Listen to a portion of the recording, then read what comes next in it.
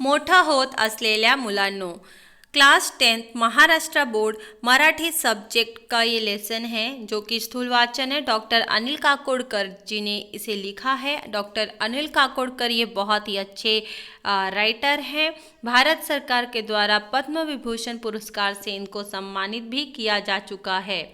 तो इनको अणुशास्त्रज्ञ भी कहते हैं। भारत के ये सुप्रसिद्ध अणुशास्त्रज्ञ भी हैं। और इन्होंने जो बच्चे आ रहे हैं, बड़े हो रहे हैं, उनको उद्देश्य में रखते हुए लेटर लिखा है। उसी लेटर को हम यहाँ पे पढ़ने वाले हैं कि उन्होंने एक्चुअली में क्या लिखा है, हमारे लिए क्या दिया। देखो, ये बहुत बड़े हैं राइटर हैं, इनको पद्म विभूषण पुरस्कार मिला है। तो हमें इनके बारे में जानना चाहिए। हमें ये जानना चाहिए कि इन्होंने एक्चुअली में हमारे लिए क्या लिखा है, वो हमें देखना है। मोठे होत असलेल्या मुलांना उद्देश्य डॉक्टर काकोडकर यांनी हे पत्र लिहिलेले आहे। त्यांचे बार्कमधील अनुभव मुलांचे भावविश्व निश्चित समृद्ध करतील। उनका जो बार्क में वो गए थे एक बार, तो वहाँ पे उन्होंने जो फीलिंग की थी, उन्होंने जो एक्सपीरियंस लिया था, वो एक्सपीरियंस आपको इस लेटर में मिलेगा देखने को। कुठल्याही मोठ्या कामाची सुरुवात असंख्य छोट्या छोट्या कामांमधून होत असते। इनका कहना है कि कोई भी बड़े काम की शुरुआत, अगर आप अपने जीवन में कुछ बड़ा करना चाहते हैं या फिर कुछ बड़ा बनना चाहते हैं, कोई भी बड़े काम की सुरुवात छोटे छोटे काम से ही होती है। म्हणून कोणतेही काम कमी दर्जाचे न मानता ते करायची सवय ठेवली तर मोठी कामे करताना अडचणी येत नाही। यहाँ पे बोला गया, उन्होंने कहा है कि अगर आप कोई भी काम अगर उसे कम दर्जा का देखेंगे तो आप नहीं कर पाएंगे। इसलिए कोई भी काम को कम दर्जा ना देके आप उसको ना अच्छे से करिए। जब आप अच्छे से करेंगे, कोई भी छोटा छोटा काम अगर आप करते हैं, दिल से शिद्दत से करते हैं, तो बड़ी काम है। जब आप बड़े काम करेंगे तो आपको उस बड़े काम करने में अड़चनी बिल्कुल भी नहीं आएगी, कोई भी बाधा नहीं आएगी। ऐसा संदेश वो इस लेटर के थ्रू देने वाले हैं। तो हम जो ये लेसन पढ़ रहे हैं, इसमें हम ये जानेंगे कि किस तरीके से हमें अपने जीवन में अगर हम कुछ बड़ा करना चाहते हैं तो हमें किस तरीके से करना चाहिए, किस तरीके से रहना चाहिए, क्या सीख हमें इस लेसन से मिलती है, ये सारी चीज़ें हम इस लेसन में देखने वाले हैं। तो अगर आपको वीडियो पसंद आए बच्चों, तो वीडियो को लाइक एंड सब्सक्राइब करिएगा ज़रूर। And don't forget to share with your friend circle. मोठे होत असलेल्या मुलांनो, बड़े हो रहे हो मेरे प्यारे बच्चों, या पत्रातून मी तुम्हाला माझे बार्कमधील 2 अनुभव सांगणार आहे। इस लेटर से मैं आपको मेरे बार्क में जब मैं गया था वहाँ के 2 एक्सपीरियंस आपके साथ शेयर करने वाला हूँ। मला खात्री है, मुझे पता है, माझे हे 2 अनुभव तुम्हाला अधिक अभ्यास करून तुमच्या भूमिका निश्चित करायला मदत करते। मुझे खात्री है, मुझे विश्वास है कि मेरे ये जो 2 अनुभव हैं, मेरे जो ये 2 एक्सपीरियंस है, वो आपको आपके आने वाले जो भी गोल डिसाइड किया है उसको निश्चित करने में, उसको फुलफिल करने में बहुत ही हेल्प करेंगे। तर मुलांनो, आधी मी माझे 2 अनुभव सांगतो। इसलिए मेरे प्यारे बच्चों, पहले मैं आपको 2 अपने अनुभव बताता हूँ। हे दोनही अनुभव मी कॉलेज संपवून बार्कमध्ये ट्रेनिंग स्कूलला गेलो तेव्हाचे आहे। जब मेरा कॉलेज फिनिश हुआ, मैं ग्रेजुएशन हुआ, एंड तब मैं बार्क में गया था ट्रेनिंग स्कूल में, और उधर का मैं ये एक्सपीरियंस आपके साथ बता रहा हूँ। अरे हो, बार्क म्हणजे काय, असा प्रश्न तुम्हाला पडला असेल। बार्क मतलब क्या होता है, ऐसा आपको क्वेश्चन पड़ा होगा कि ये बार्क क्या चीज़ है। बता रहा हूँ। बार्क है भाभा ॲटॉमिक रिसर्च सेंटर, म्हणजे भाभा अणुसंशोधन केंद्र या नावाचे लघुरूप आहे। बार्क ये शॉर्टकट था। मेरा आफ्टर कॉलेज होने के बाद मैं बार्क में गया। बार्क मतलब क्या, तो ये बार्क का मीनिंग है भाभा एटॉमिक रिसर्च सेंटर। ये एक भाभा अनुसंशोधन केंद्र है जहाँ पे मैं अपनी ट्रेनिंग कर रहा था आफ्टर कंप्लीटेड माय कॉलेज। होमी भाभा यांनी भारतातील अनुसंशोधनाचा पाया घातला। जो होमी भाभा थे, भारत में अनुसंशोधन का पाया इन्होंने ही लाया, डॉक्टर होमी भाभा। म्हणून त्यांचे नाव या संस्थेला दिले आहे, इसलिए उनका ये संस्थे को उनका नाम दिया गया है, क्योंकि अनुसंशोधन का काम इन्हीं से ही चालू किया गया था, एटॉमिक रिसर्च वगैरह का। तर बारक ही संस्था आता प्रचंड मोठी आहे। आप देखेंगे तो अब ये जो संस्था है बहुत ही बड़ी हो चुकी है। पण मी तिथे ट्रेनिंग स्कूलला गेलो, जब मैं उधर वो स्कूल में गया ट्रेनिंग लेने के लिए, तेव्हा ती संस्था सुरू होऊन जेमतेम 7 वर्ष झाली असते। जब मैं गया था तब 7 साल हो चुके थे उस संस्था को चालू हुए। आम्ही जवळपास 100 मुले मुली होतो। उस समय हम 100 लोग थे, लड़की लड़का मिला के 100 लोग थे हम। मी ट्रेनिंग स्कूलला असताना होमी भाभा 3-4 वेळा आले होते। जब मैं उस ट्रेनिंग स्कूल में था तब वो होमी भाभा में हमारे स्कूल में आते थे। प्रचंड स्फूर्तिदायक व्यक्तिमत्व होतं ते, उनको देखते ही बहुत ही एक अलग व्यक्तित्व दिखता था उन पे। एकदा आम्ही त्यांना विचारलं, एक बार हम लोगों ने उनसे पूछा, आम्ही इतकी मुलं मुली आहोत, हम लोग इतने सारे लोग हैं, लड़के लड़के हैं, पण सर्वांना पुरेल इतकं काम कुठे आहे इथे? हम सबको पूरा काम मिले, हम सबको काम मिल जाए, ऐसा यहाँ पे इतना काम कहाँ है? ते म्हणाले, उन्होंने कहा, तुम्ही त्याची काळजी का करता? तुम इसका टेंशन क्यों ले रहे हो? तुम्ही सर्वजण संशोधन करत राहा, तुम सब लोग संशोधन करते रहो। त्यासाठी सरकारला खर्च किती येतो याचा आत्ता विचार करू नका। संशोधन करने में कितना भी खर्चा आने दो, सरकार को कितना खर्चा आ रहा है इसका आपको सोचने की जरूरत नहीं है। मात्र एक करा, एक काम करो तुम सभी लोग, तुम्ही स्वतःचं काम निर्माण करा, तुम लोग खुद का काम खुद निर्माण करो। आपण काय काम करायचं हे तुम्ही स्वतःच ठरवा, हम क्या काम करेंगे ये आप लोग खुद ही डिसाइड करो। बॉस ने सांगितलं, हमारे बॉस ने कहा है तेवढंच काम करायचं और उतना ही काम करना, आणि सांगितलं नसेल तर आपल्याला कामच नाही असं समजायचं, हे चूक आहे। तो होमी भाभा ने कहा कि आपके बॉस ने आपको जो काम दिया आपने उतना काम किया, और अगर बॉस ने मान लिया काम दिया नहीं तो आपने काम किया नहीं, ऐसी गलती बिल्कुल भी मत करना। ही प्रवृत्ति गेली पाहिजे, इसको आप हटा दो, ऐसी गलती ऐसे अपने जीवन में ऐसी भूल लाओ ही मत। भाभांनी सांगितलेल्या हा मुद्दा माझ्या मनावर कोरला गेला। उन्होंने बोला, डायरेक्ट ये चीज़ मेरे मन में दिमाग में पूरी घूमने लगी।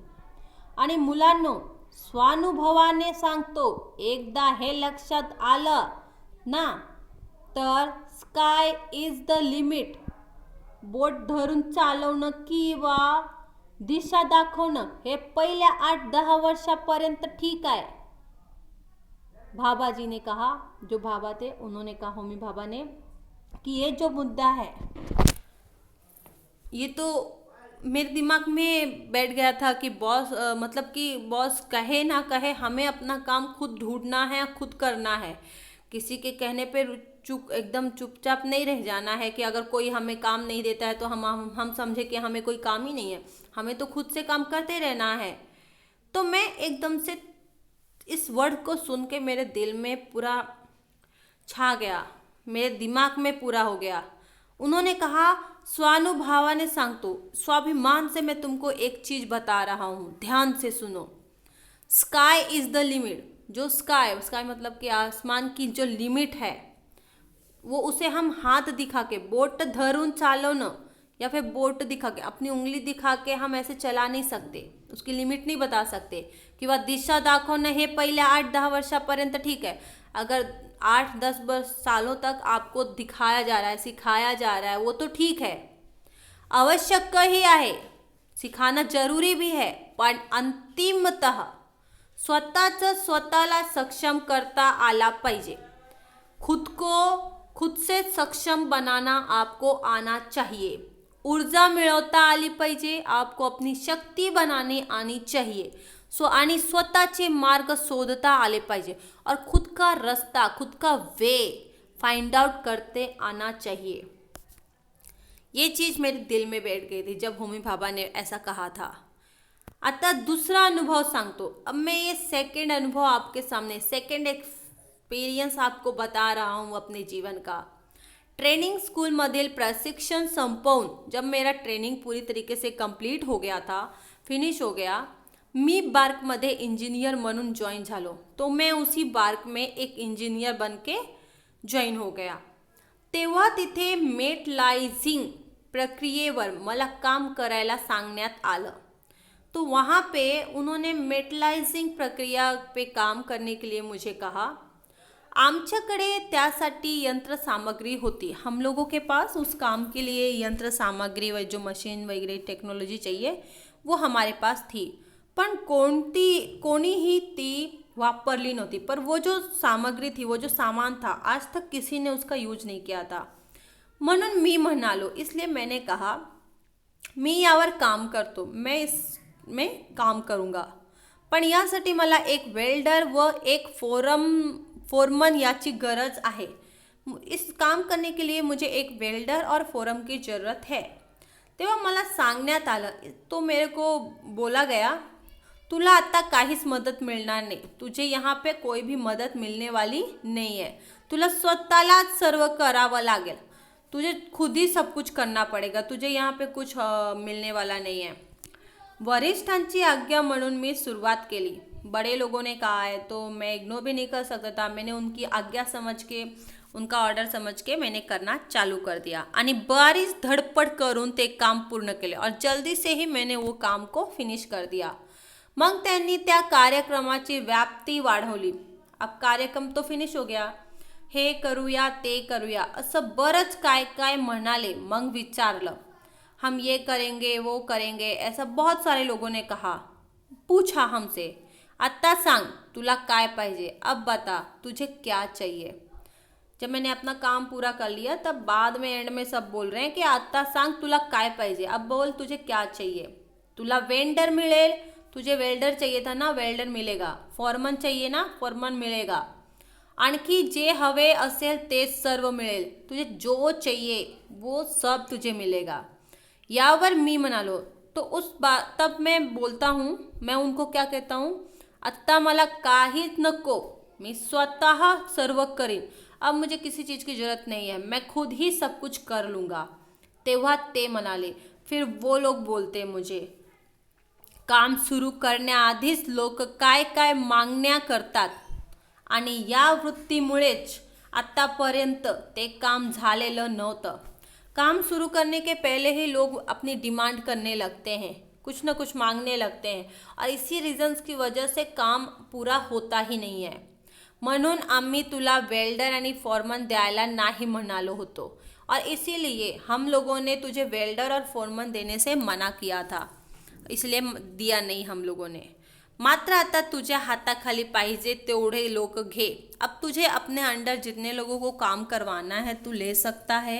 आता ते तुझं ऐकतील, अब वो लोग तेरी बातों को सुनेंगे, तेरा ऑर्डर को फॉलो करेंगे, कारण त्यांनी पाहिलंय, अब उन्होंने देखा है तुझे, तू हे करू शकतोस, तू ये काम कर सकता है। आणि आत्ता हेही लक्षात घे और एक चीज़ और है जो ध्यान से सुन ले कि एकटा माणूस जास्त काम करू शकत नाही, एक अकेला इंसान ज़्यादा काम नहीं कर सकता है।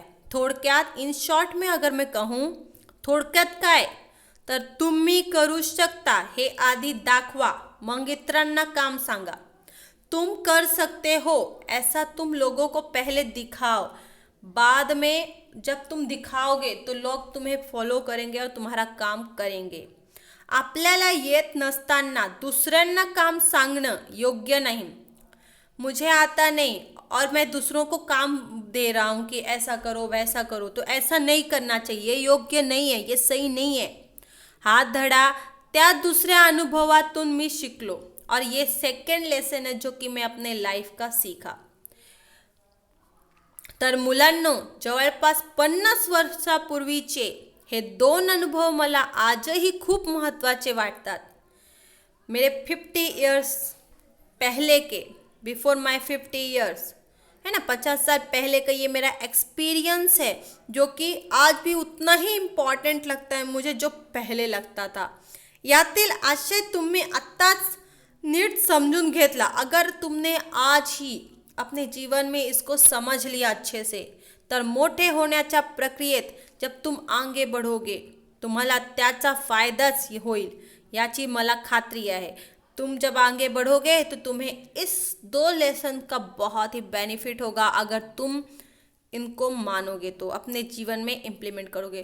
तो स्टूडेंट, माय डियर स्टूडेंट्स, आपने भी पढ़ा ये लेसन, मैंने भी पढ़ा. हमें क्या सीख मिली? कौन से 2 लेसन हैं? तो बार्क में जब वो फर्स्ट टाइम गए तो वहाँ पे होमी भाभा ने कहा था कि खुद काम कर. आपको आपके बॉस काम दें या ना दें, आप खुद वो काम को खुद करेंगे. आप वेट नहीं करेंगे कि आपको कोई काम दे, आप खुद करो. सेकेंड थिंग क्या है लेसन में जो सीख हमें मिली है? सेकेंड थिंग ये मिली है कि एक अकेला इंसान काम नहीं कर सकता है, उसको टीम की ज़रूरत है. एक अकेला इंसान काम नहीं कर सकता, उसको टीम की ज़रूरत है. लेकिन टीम कब आपके पास आएगी? जब आप खुद से बिना किसी के सहारे जब आप करने लगोगे, तब आपके हेल्प के लिए बाकी लोग आ जाएंगे एंड आपको फॉलो भी करेंगे. सो ये 2 लेसन है लाइफ के. अगर आप इनको अपने जीवन में इम्प्लीमेंट करते हो तो आप आगे बढ़ोगे, बहुत आगे बढ़ोगे, आपको कोई नहीं रोक सकता. तो ये था हमारा लेसन जो कि डॉक्टर अनिल काकोडकर, जिनको सुप्रसिद्ध अनुशास्त्रज्ञ भी कहा गया है, इनको पद्म भूषण भी मिल चुका है, पुरस्कार से सम्मानित भी किया गया है. तो अगर बच्चों आपको ये लेसन पसंद आए तो शेयर जरूर करना. Meet you tomorrow for new videos.